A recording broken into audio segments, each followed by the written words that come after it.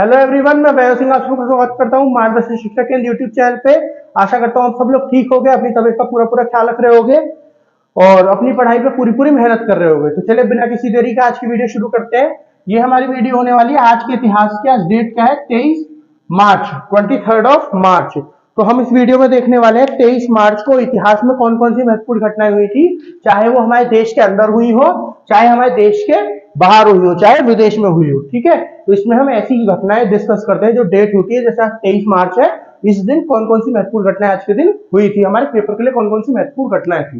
ठीक है, तो 23 मार्च पहली घटना हम देखेंगे 1931 की। ओके, तो 23 मार्च को ना हमारे देश में क्या होता है, हमारे देश में शहीद दिवस होता है। 23 मार्च को हमारे देश में शहीद दिवस होता है। तो शहीद दिवस क्यों बोलते हैं 23 मार्च को हमारे देश के अंदर, भारत के अंदर? इस चीज को हम पहली न्यूज के अंदर डिस्कस करने वाले हैं। तो चलिए देखते हैं। 23 मार्च 1931, 1931, आज ही के दिन महान क्रांतिकारी भगत सिंह, राजगुरु और सुखदेव को फांसी दी गई थी। ओके, तो आज के दिन क्या हुआ था? आज के दिन जो आपके बहुत महान क्रांतिकारी हैं हमारे, कौन कौन? भगत सिंह जी, राजगुरु जी और सुखदेव जी, इनको आज के दिन फांसी दी गई थी। इसीलिए आज के दिन को क्या बोलते हैं? आज के दिन को बोलते हैं, हम लोग ऑब्जर्व करते हैं आज के दिन को 23 मार्च को शहीद दिवस। ओके, अब चलिए इनके बारे में थोड़ा सा जान लेते हैं। इनको फांसी क्यों दी गई थी? देखिए, भगत सिंह जी का नाम तो आप सबने सुना होगा, ठीक है, और राजगुरु और सुखदेव का नाम भी आपने जरूर सुना होगा। तीनों दोस्त थे, है ना, तीनों एक ही ऑर्गेनाइजेशन में काम करते थे।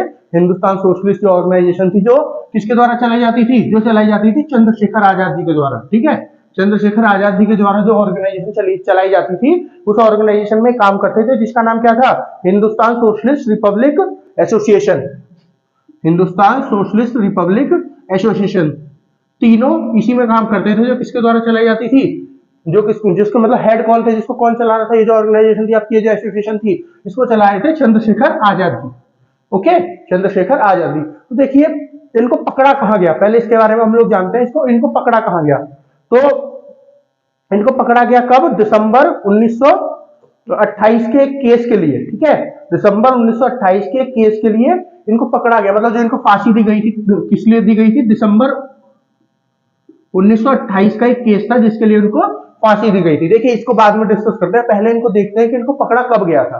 तो क्या हुआ कि जो कोर्ट थी, जो ब्रिटिशर्स की कोर्ट थी, ठीक है, वहां पे डिस्कशन चल रहा था। कोर्ट मतलब सॉरी, कोर्ट नहीं, जो ब्रिटिशर्स की क्या थी? असेंबली थी, है ना, जो कॉन्स्टिट्यूशनल असेंबली थी, मतलब जहां पे सारा कुछ डिस्कस हुआ करता था। लेजिस्लेटिव असेंबली बोल सकते हो आप, कॉन्स्टिट्यूशनल असेंबली नहीं, लेजिस्लेटिव असेंबली, जहां पे सारा कुछ डिस्कस हुआ करता था, सारे बातों डिस्कस हुआ करते थे। जो हमारे लोग हुआ करते थे, जैसे इंडियन नेशनल कांग्रेस के लोग हैं, वो अपना पक्ष रखते थे, अंग्रेज अपना पक्ष रखते थे। जैसे आज के समय पे लोकसभा राज्यसभा है ना, उसी की तरह की बात हो रही है। ठीक है, तो कौन सी थी आपकी? लेजिस्लेटिव असेंबली थी। तो ये लेजिस्लेटिव असेंबली में गए कौन? भगत सिंह जी, और इन्होंने लेजिस्लेटिव असेंबली में जाके बॉम्ब फेंके। ठीक है, वो बॉम्ब इन्होंने देखी जानबूझ के फेंके थे। क्यों फेंके? तो जानबूझ के थे, लेकिन इन्होंने इस चीज का ध्यान रखा इन बॉम्ब को फेंकते समय कि किसी को लगे ना, किसी की मृत्यु ना हो जाए इस बॉम्ब में। अब इन्होंने ये बॉम्ब क्यों फेंके थे, पहले ये जानते हैं। देखिए, इस समय पे ना देश जब इनको पकड़ा गया था 1931 में, जब इनको पकड़ा गया था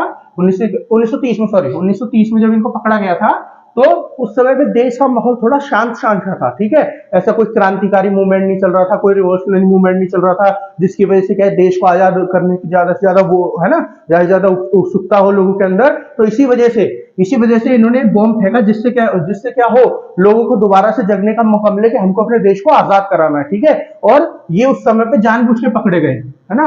ये जो लेजिस्लेटिव असेंबली था, यहाँ पे जानबूझ के पकड़े गए। चाहते थे यहाँ से भाग सकते थे बॉम्ब फेंक के, लेकिन ये वहां से भागे नहीं। इन्होंने पहले बॉम्ब फेंका, इनके साथ एक और थे, इन्होंने बॉम्ब फेंका और वहां पे फिर नारे लगाने शुरू कर दिए। कौन सा नारा?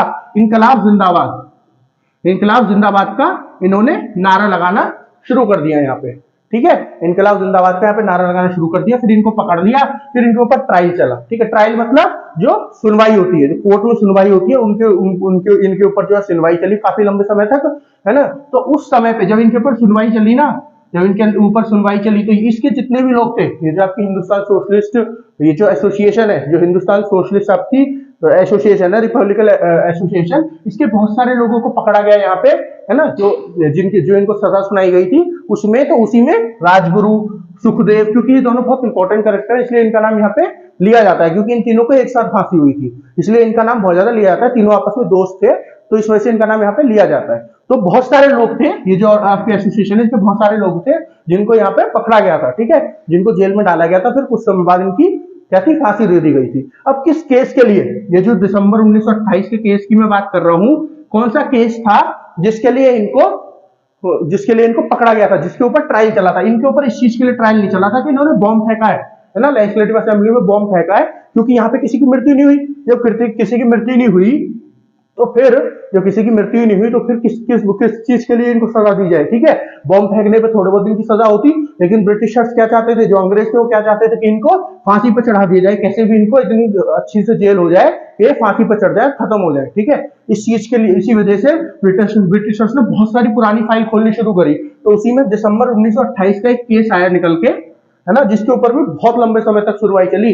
कम से कम 400 से ऊपर, 400 प्लस जो है क्या बोलता है गवाह लेके आए थे अंग्रेज, लेकिन फिर भी क्या हो रहा था, ये झूठे झूठे गवाह लेके आ रहे थे अंग्रेज, लेकिन फिर भी जो है इस केस को प्रूव नहीं कर पा रहे थे ये लोग, ठीक है। फिर जो ये आपकी एसोसिएशन थी, है ना, हिंदुस्तान सोशलिस्ट रिपब्लिक एसोसिएशन, इसी के कुछ लोग थे जो भगत सिंह जी के साथ काम करते थे। इन्होंने इनके साथ दगाबाजी करके इनके खिलाफ जो है गवाही दे दी थी। उन्हीं की गवाही के ऊपर फिर इनको फांसी दी गई थी, ठीक है, उन्हीं की गवाही के ऊपर फिर इनको फांसी दी गई थी। अब ये केस सुनते हैं, दिसंबर 1928 का केस क्या है, दिसंबर 1928 का केस क्या है। तो पहले आते हैं हम लोग नवंबर 1928 में, नवंबर 1928 में आते हैं पहले हम लोग।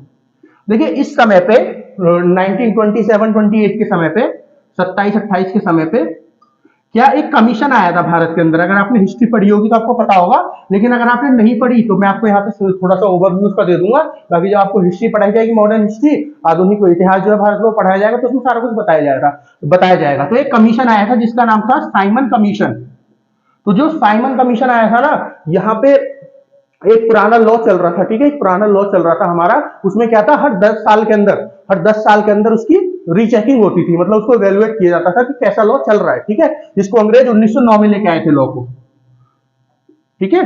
जो चार्टर एक्ट 1909 था, उसको हर 10 साल में क्या करना था, उसको इवेलुएट करना था, उसको देखना था ठीक चल रहा है कि नहीं चल रहा है, इसमें और क्या इंप्रूवमेंट कर सकते हैं और कौन सा नया जो कानून जोड़ सकते हैं। तो पहले 1919 में, 1909 में तो आया ही आया था, फिर 1919 में इसकी पहली चेकिंग हुई, फिर इसकी चेकिंग वैसे तो होनी थी 1929 में, लेकिन इसकी चेकिंग जो है ये 1927 में की गई, ठीक है।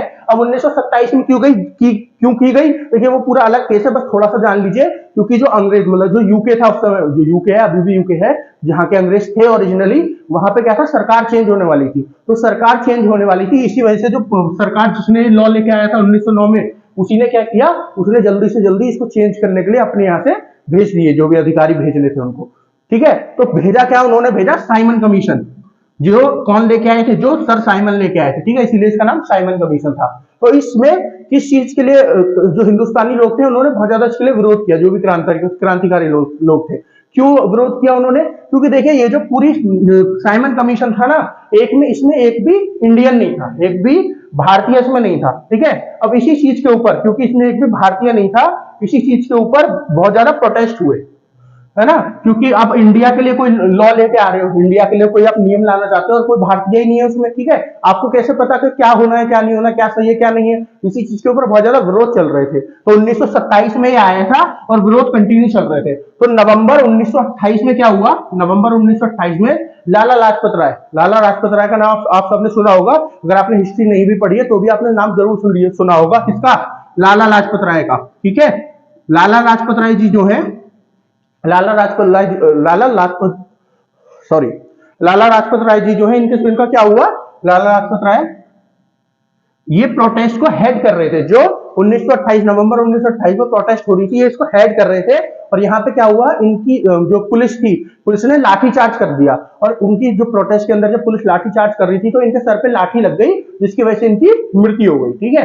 तो इन्हीं की मृत्यु का बदला लेने के लिए 1928 में ये जो आपकी हिंदुस्तान सोशलिस्ट रिपब्लिकन एसोसिएशन है, इसने प्लान बनाया। ये जो चंद्रशेखर आजाद जी की एसोसिएशन है, जिसमें भगत सिंह, राजगुरु, सुखदेव और भी बहुत सारे लोग हैं, इन्होंने प्लान बनाया। क्या प्लान बनाया कि जो ऑफिसर था, जो ऑफिसर था यहाँ पे जिसने क्या दिया था, जिसने वो दिया था, क्या बोलते हैं उसको, ऑर्डर दिया था, जिसने ऑर्डर दिया था कि लाठीचार्ज करना है, उसको मारेंगे हम लोग, ठीक है, उसको शूट डाउन करेंगे, उसको गोली मारेंगे। क्यों मारेंगे गोली? क्योंकि उसने ऐसा ऑर्डर क्यों दिया, और बाकी पुलिस वालों को पता चले सबको, जो अंग्रेजी पुलिस वाले, जो अंग्रेजी ऑफिसर है, कि आप ऐसे ही हमारे ऊपर अत्याचार नहीं कर सकते, आप ऐसे ही हमारे ऊपर अत्याचार नहीं कर सकते। इसी चीज के लिए क्या था, ये इन्होंने, ये जो दिसंबर 1928 में हुआ था वो इन्होंने किया। तो देखिए जो ऑर्डर जिसने दिया था, ये जो नवंबर 1928 में ऑर्डर दिया था, उसका नाम क्या था, SP, superintendent of police James Scott. क्या नाम था उसका? उसका नाम था जेम्स स्कॉट। तो इनको मारने की बात हो रही थी, जेम्स स्कॉट को मारने की बात हो रही थी, ठीक है। लेकिन क्या हुआ, जब इन्होंने पूरा प्लान बनाया, सब कुछ बढ़िया, क्योंकि देखिए जब ब्रिटिश किसी अंग्रेज ऑफिसर को मार रहे हो तो सिक्योरिटी बहुत ज्यादा होती थी, ठीक है, सिक्योरिटी बहुत ज्यादा होगी, तो इनको कैसे भी करके उसको पूरी इन्होंने प्लान बनाया, कैसे कैसे जाना है, उसकी गाड़ी का नंबर याद किया, वहां पे एक डीएवी कॉलेज था, उसके अंदर से निकल के जाना, पूरा प्लान इन्होंने बनाया। जब ये बिल्डिंग से निकल के आएगा, जो ऑफिसर्स की बिल्डिंग थी, जो पुलिस थाना होगा, कैसे कैसे मार रहा है, इन्होंने पूरा प्लान बनाया, ठीक है। पर क्या हुआ, इनसे क्या गलती हो गई, जो ये जेम्स स्कॉट था, ठीक है, जेम्स स्कॉट की जगह एक और ऑफिसर था जिसका नाम था जेम्स स्कॉन्डर। क्या नाम था जिसका? जिसका नाम था जेम्स स्कॉन्डर। गलती से इसको मार दिया इन्होंने, ठीक है, जेम्स स्कॉन्डर। लेकिन वहां पे इतना समय नहीं था देखने का, तो इन्होंने जल्दी से गए, गोली मार के वहां से निकल गए, ठीक है, वहां से गोली मार के चले गए। फिर कहां पे? कलकत्ता। यहां से फिर ये सब कलकत्ता निकल गए। क्यों? क्योंकि पुलिस पे थोड़ी पकड़ना था, पुलिस का कोई ऑफिसर पकड़ा गया है ना, पुलिस को सॉरी पकड़ा गया है कि मारा गया है, तो पुलिस तो पकड़ेगी, अंग्रेज तो पकड़ेंगे। तो ये लोग फिर वहां से सारे ये जो थे आपके हिंदुस्तान जो सोशलिस्ट रिपब्लिकन एसोसिएशन है, इसके सारे लोग जो है अलग अलग जगह पे चले गए। इसमें भगत सिंह और जो आपके राजगुरु हैं, ये कहां चले गए? ये आपके चले गए आपके कलकत्ता में, ठीक है, वहां पे जाके छुप गए और मतलब बहुत समय तक छुपे रहे। तो इसके बाद क्या हुआ, सब कुछ बिल्कुल शांत पड़ा हुआ था, ठीक है। पुलिस जो है ढूंढ रही थी लोगों को, लेकिन पुलिस तो इसीलिए ढूंढ रही थी इनको, भगत सिंह को और बाकी जो इनके साथी थे, ठीक है, जितने भी आपकी ये जो आपका हिंदुस्तान सोशलिस्ट रिपब्लिक एसोसिएशन के लोग थे, इन सबको पुलिस इसीलिए ढूंढ रही थी ताकि इनको पकड़ के और इनको सजा दी जा सके। तो इन्होंने ऑफिसर को मारा उसकी वजह से। लेकिन सब कुछ शांत हो गया था, कोई भी मूवमेंट नहीं हो रहा था, ना गांधी जी कुछ कर रहे थे, ना कांग्रेस कुछ कर रही थी। तो इसी बात से परेशान होकर भगत सिंह जी ने क्या सोचा कि चलो बॉम्ब फोड़ते हैं और लोगों को जगाते हैं, ठीक है, यहाँ पे लोगों को जगाते हैं और मैं जानबूझ के पकड़ा जाऊंगा। क्यों पकड़ा जाऊंगा? इसलिए पकड़ा जाऊंगा ताकि लोगों को पता चले, क्योंकि जब ये पकड़े गए थे ना, इनकी उम्र थी 23 साल, जब इनको फांसी हुई थी। कितनी उम्र थी इनकी? इनकी उम्र थी आपकी 23 साल। और राजगुरु की उम्र भी 23 साल थी, ठीक है। और जो सुखदेव जी हैं, इनकी उम्र तो 22 साल थी, ठीक है, इनकी उम्र तो 22 साल थी। समझ रहे आप? तो इतने छोटा आदमी जब फांसी पर चढ़ जाए अपने देश के लिए, तो बाकी जो लोग हैं उनमें क्या होगा? उनमें भी उत्साह आएगा अपने देश के लिए कुछ करने का। तो इसी चीज के लिए इन्होंने बोला था कि देखिए कुछ भी आपको चाहिए तो कुछ ना कुछ सेक्रीफाइस तो करना पड़ेगा, कुछ ना कुछ कुर्बानी तो देनी पड़ेगी, तो मैं अपनी कुर्बानी दे रहा हूं अपने देश के लिए, ठीक है। ये इनके शब्द थे। किसके शब्द थे? भगत सिंह जी के। ओके, तो इन्होंने यहाँ पे क्या किया? बॉम्ब फोड़ा। उसके बाद इनको पकड़ा गया। पकड़े जाने के बाद इनके ऊपर बहुत लंबा केस चला।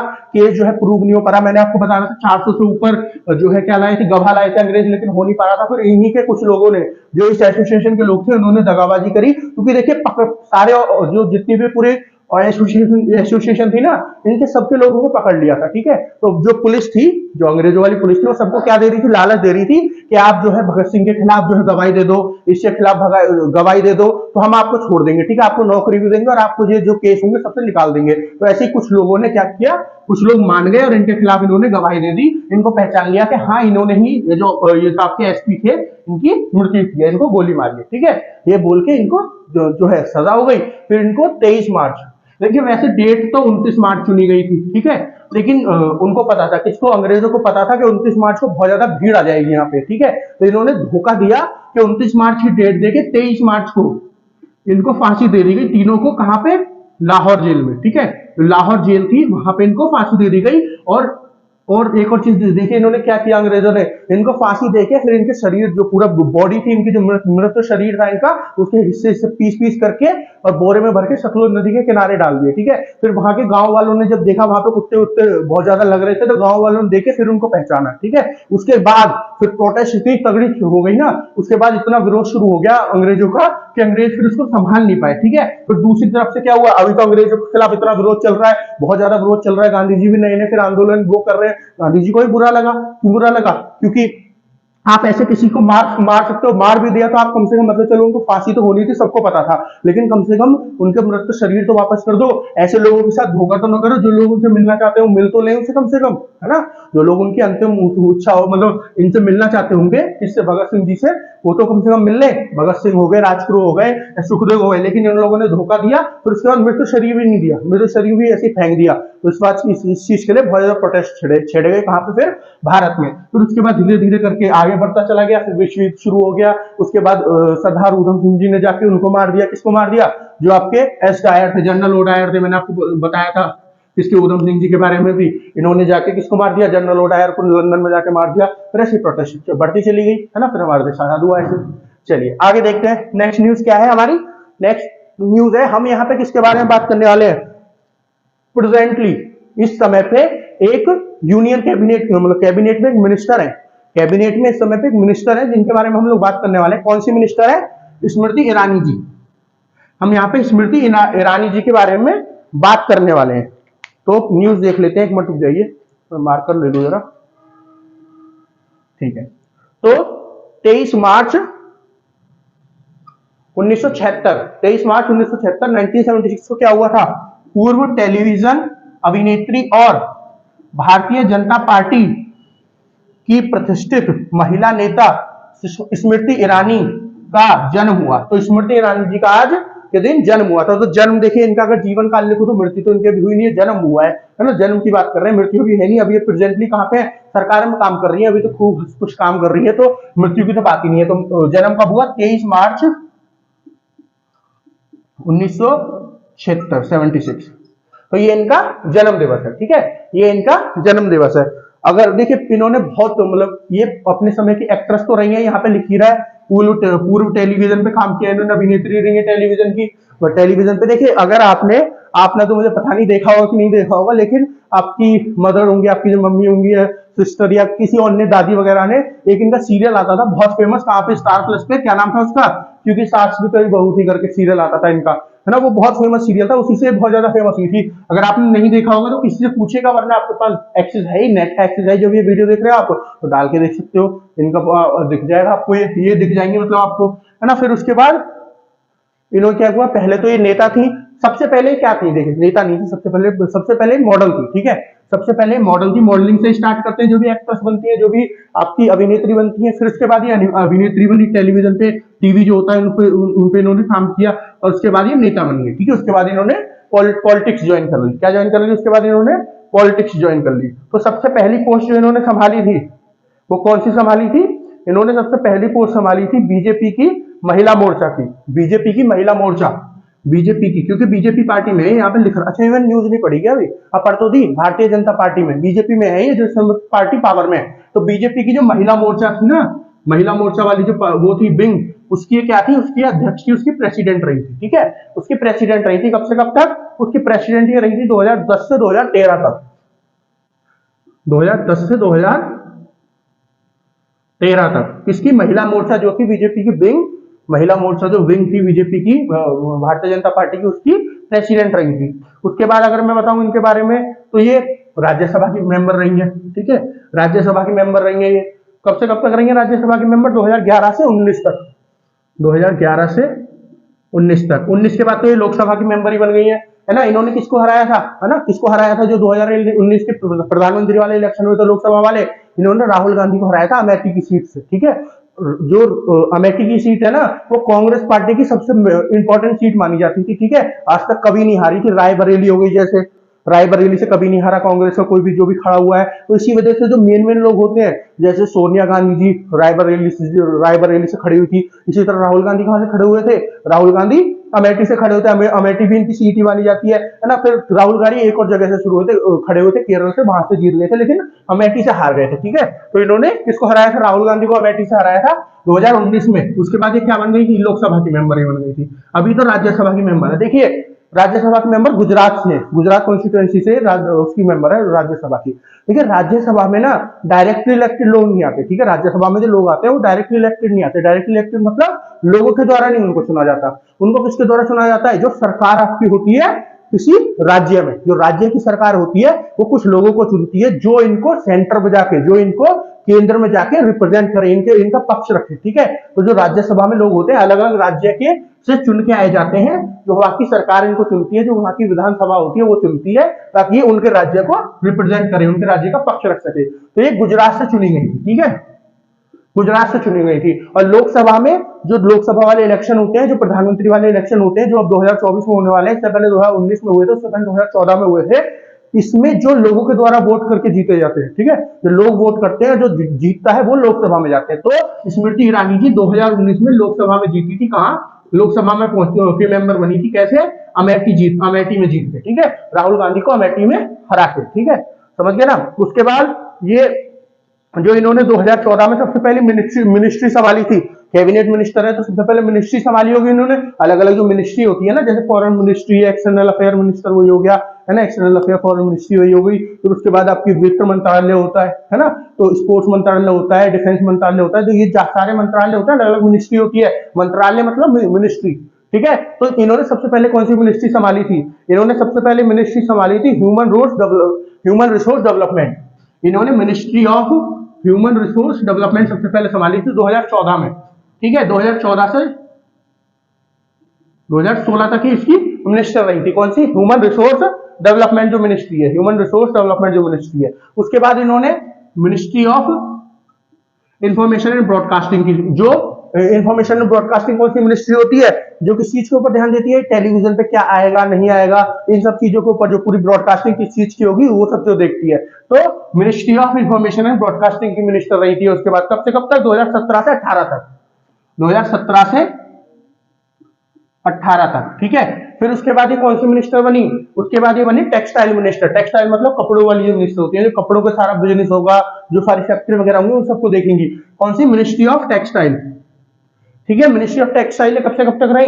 2016 से 21 तक, मतलब 2016 से 21 तक, 16 से 21 तक ये मिनिस्ट्री ऑफ टेक्सटाइल में रही है। उसके बाद रही है ministry of women development and child development. कौन सी? Ministry of women and child development. ठीक है, इसमें इसकी मिनिस्टर रही है ये। कौन सी?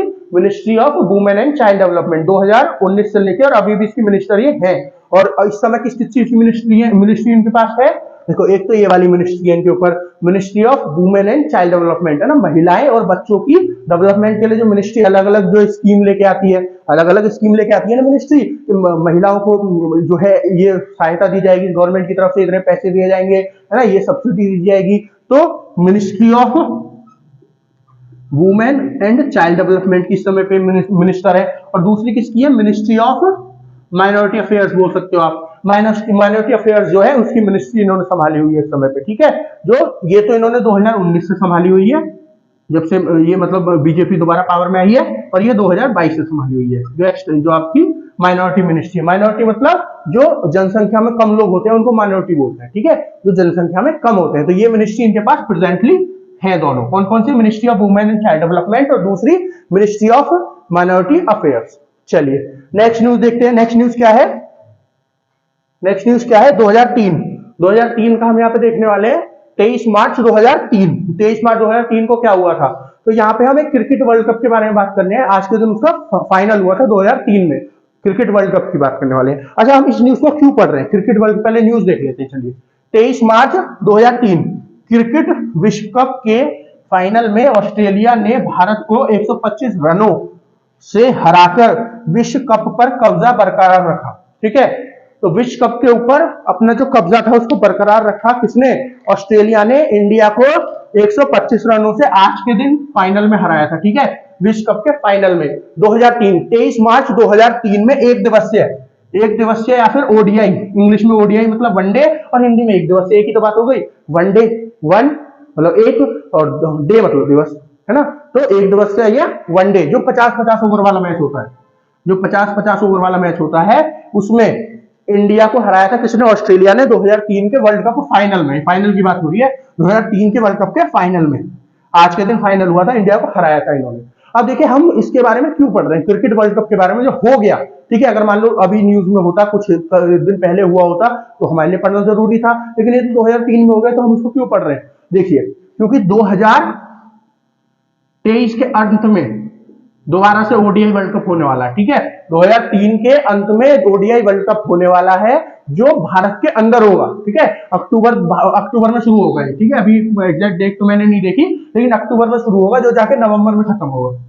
समझ गया? तो अक्टूबर से नवंबर तक ये पूरा वर्ल्ड कप चलेगा। तो क्योंकि ये आने वाला है और भारत में होना है, इस वजह से ये इससे रिलेटेड जो भी न्यूज हमारे उसमें आ रही है, आपके इतिहास में आ रही है, मैं उनको कवर कर रहा हूँ। ठीक है, इसीलिए कवर कर रहा हूँ क्योंकि हमारे यहाँ पे होने वाला है। अगर कहीं बाहर होता है ना, इंडिया में ना होकर कहीं बाहर होता, तो शायद मैं एक बार को सोचता भी कि चलिए नहीं करते हैं कवर, लेकिन क्योंकि इंडिया में ही हो रहा है, इस वजह से कवर करना जरूरी है। ठीक है, तो हो गई ये वाली न्यूज। अब यहाँ पे ऐसा क्यों लिखा है, एक चीज बताता हूँ कि बरकरार रखा, कब्जा बरकरार रखा, ऐसा मैंने क्यों लिखा है? क्योंकि ये वर्ल्ड कप हर 4 साल में एक बार होता है। ठीक है, हर 4 साल में एक बार होता है। अब 2023 में हो रहा है, इससे पहले 2019 में हुआ था, जो किसने जीता था? 2023 में हो रहा है, जो इंडिया में होने वाला है। जीतेगा कौन पता नहीं, ठीक है, जो इंडिया में होने वाला है। इससे पहले कब हुआ था? 2019 में। ये कौन जीता था? 2019 वाला जीता था कौन? इंग्लैंड। इससे पहले हुआ था 2015 में, ये ऑस्ट्रेलिया जीता था। उससे पहले कब हुआ था? उससे पहले हुआ था 2007 में, उससे पहले ये भी ऑस्ट्रेलिया जीता था। उससे पहले कब हुआ था? 2003 में, ये भी ऑस्ट्रेलिया जीता था, जो हम न्यूज कवर कर रहे हैं। ठीक है, जिसने इंडिया को 125 रन से फाइनल में हराया था। उससे पहले हुआ था 1999 में, ये कौन जीता था? 1999 में भी ऑस्ट्रेलिया जीता था। क्योंकि देखिए, ऑस्ट्रेलिया 1999 में भी जीता था, इससे पहले 1987 में भी ऑस्ट्रेलिया जीत चुका है, लेकिन 1999 में ऑस्ट्रेलिया जीता था, फिर दोबारा से जीत गया था, यह 2011 वाला रह गया ना, 2011 वाला रह गया जो इंडिया ने जीता था। सॉरी, जो इंडिया ने जीता था वही भूल गए। तो 2011 वाला भी इंडिया ने जीता था, है ना, यहाँ पे 2011 आएगा, जो MS धोनी, महेंद्र सिंह धोनी कप्तानी में जीता था। तो ये जो है इन्होंने कंटिन्यू जीता था दोबारा से, इस वजह से बोल रहे हैं बरकरार रखा। ठीक है, इस वजह से बोल रहे हैं बरकरार रखा। इंडिया ने टोटल कितने जीते? देखो इन्होंने कितने जीते हैं टोटल, ऑस्ट्रेलिया ने 1 2 3 4 5, और इंडिया ने टोटल कितने जीते हैं? एक तो आपका ये हो गया 2011 वाला, एक 1983 में जीता है इंडिया ने। ठीक है, तो इंडिया ने टोटल 2 जीते हुए हैं। ठीक है, चलिए आगे चलते हैं, हम देखते हैं इस बार क्या होता है, इस बार कैसी पॉसिबिलिटी है, जीतेगा कि नहीं जीतेगा। देखो क्या होता है, कुछ अच्छा तो यही होगा कि जीते। चलिए अब देखते हैं विदेश की महत्वपूर्ण घटनाएं, आज के दिन जो विदेश में महत्वपूर्ण घटनाएं हुई थी। पहली देखते हैं 1950 की घटना। संयुक्त राष्ट्र ने विश्व मौसम विज्ञान विभाग की स्थापना की। देखिए हिंदी में इसको बोलते हैं, क्या बोलते हैं? पहले ये देख लीजिए न्यूज। 23 मार्च 1950 में संयुक्त राष्ट्र मतलब यूएन, यूनाइटेड नेशन, संयुक्त राष्ट्र मतलब यूएन, यूनाइटेड नेशन ने किस चीज की स्थापना करी? विश्व मौसम विज्ञान विभाग, विश्व मौसम विज्ञान विभाग। इसको हिंदी में, इंग्लिश में क्या बोलते हैं? International metallurgical department. ठीक है, क्या बोलते हैं इसको इंग्लिश में? इसको इंग्लिश में बोलते हैं इंटरनेशनल मेटलर्जिकल डिपार्टमेंट, या फिर मेटलर्जिकल ऑर्गेनाइजेशन लिख लीजिए। ऑर्गेनाइजेशन, विभाग है ना यहाँ पे, विभाग मतलब ऑर्गेनाइजेशन, तो इंटरनेशनल मेटलर्जिकल ऑर्गेनाइजेशन। तो यहां से क्या पता चल रहा है? यूएन ने इसकी स्थापना करी है, यूनाइटेड नेशन ने, संयुक्त राष्ट्र ने। इसका मतलब ये यूनाइटेड नेशन की एक बॉडी है।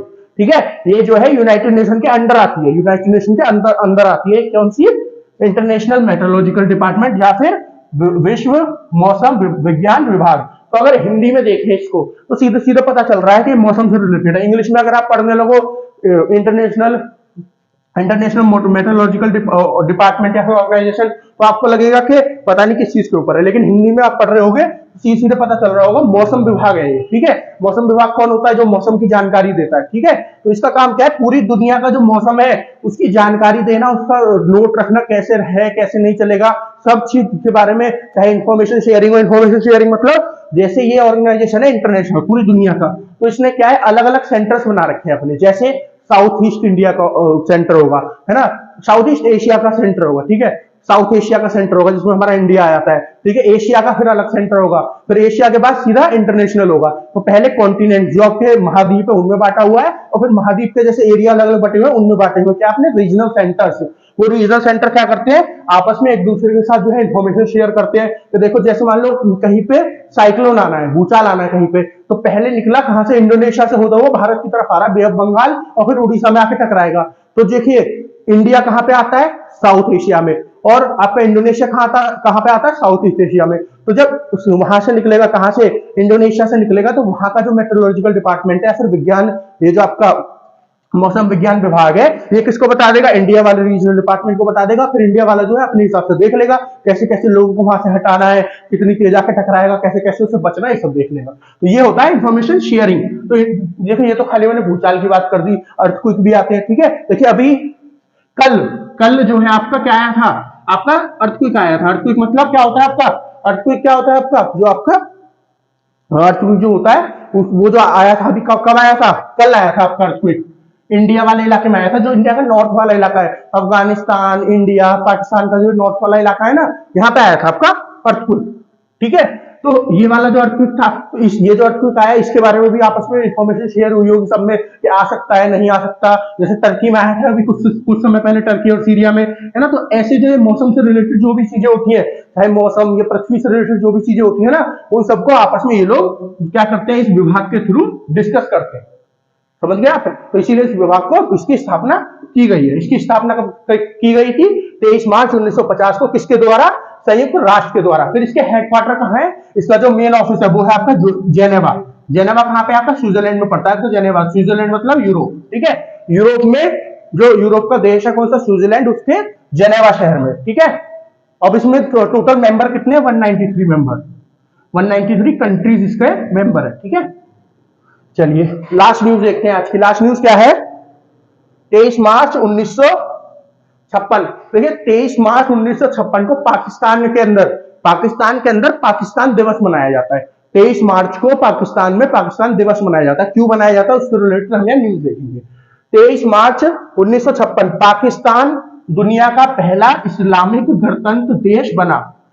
तो दुनिया का पहला इस्लामिक गणतंत्र देश, गणतंत्र मतलब ऐसा कोई देश जो कॉन्स्टिट्यूशन, जो संविधान के ऊपर चलता हो। तो पाकिस्तान का जो पहला संविधान था, क्योंकि पाकिस्तान में उसके बाद एक आध संविधान और भी चेंज हो चुके हैं, तो जो इनका पहला संविधान था वो कब पास हुआ था, वो हुआ था आपका 23 मार्च 1956 को। 23 मार्च 1956 को। भारत का कब हुआ था, भारत का हुआ था 26 जनवरी 1950 को, ठीक है। देखिए इनके में कितना समय लग गया और हमारा कितनी जल्दी हो गया था।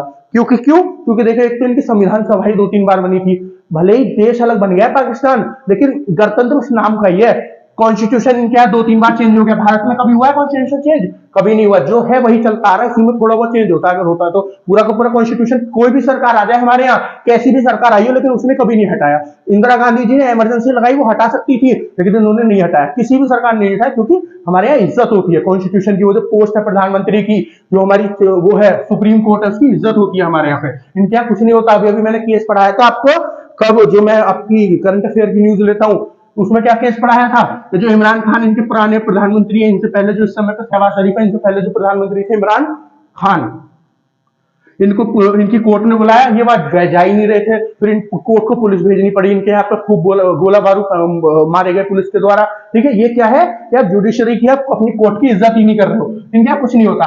देखो भले ही यहाँ पे गणतंत्र देश लिख रहा है, पहला इस्लामिक, इसलिए मैं आपको पढ़ा रहा हूँ क्योंकि पहला इस्लामिक गणतंत्र देश है।